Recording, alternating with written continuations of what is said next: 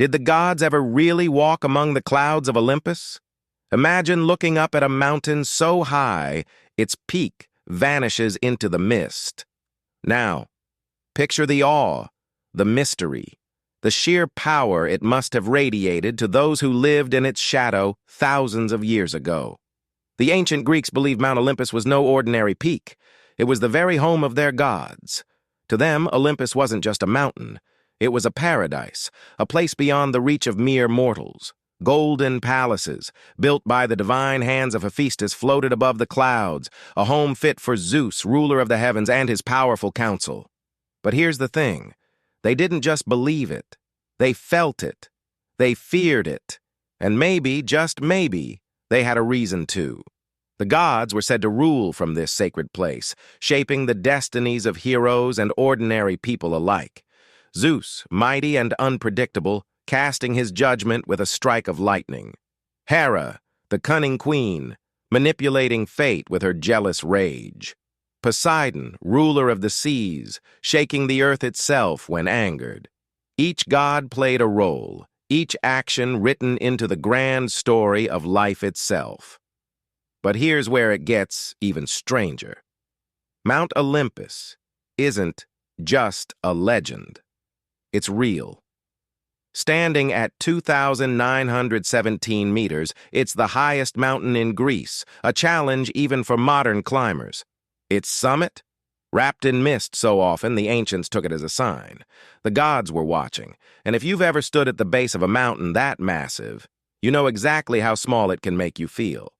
But here's the question no one asks. Was Olympus just a poetic symbol, or is there something more?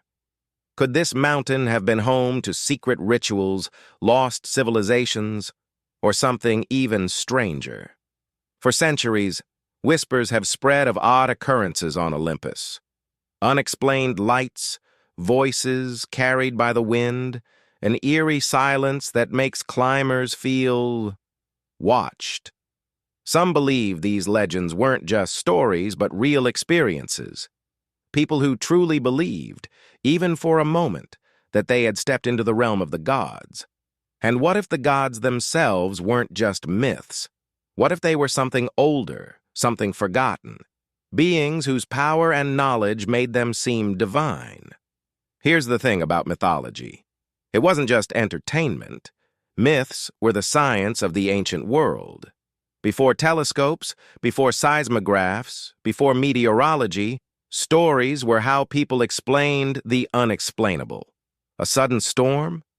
That was Zeus. An earthquake? Poseidon's wrath. The underworld?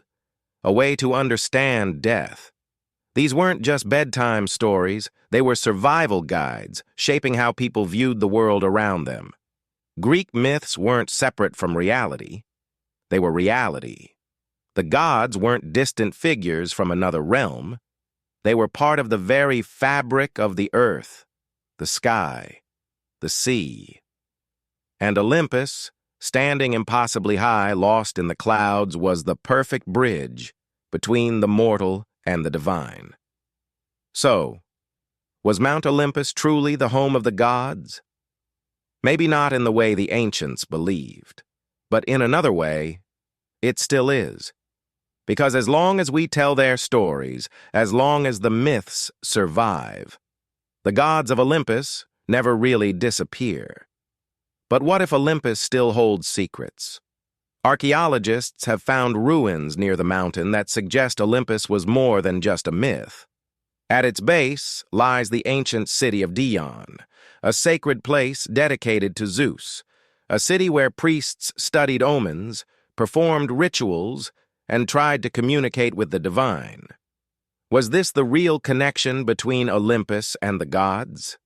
Then there are the caves, hidden deep within the mountain. Some believe they were used for secret religious ceremonies where initiates underwent terrifying rituals designed to bring them closer to the divine. If that's true, what else is buried within the mountain's depths, waiting to be uncovered?